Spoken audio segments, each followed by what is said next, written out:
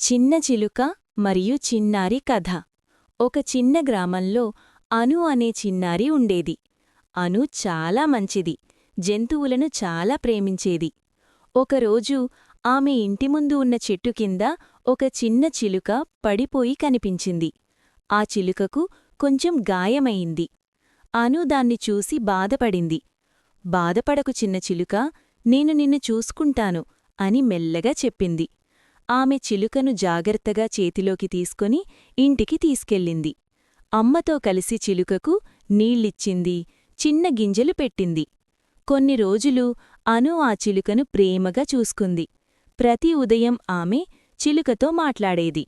చిలుక కూడా క్రమంగా బలంగా మారింది. ఒకరోజు చిలుక రెక్కలు బాగా కదిలించగలిగింది. అను ఆనందంగా నవ్వింది. ఇప్పుడు నువ్వు మళ్ళీ ఆకాశంలో ఎగరాలి అని చెప్పింది. ఆమె చిలుకను బయటకు తీసుకెళ్లి మెల్లగా వదిలింది. చిలుక ఆకాశంలో ఎగిరి చెట్టుమీద కూర్చుంది. అది అనుని చూసి చీ చీ అంటూ కృతజ్ఞతగా అరిచింది.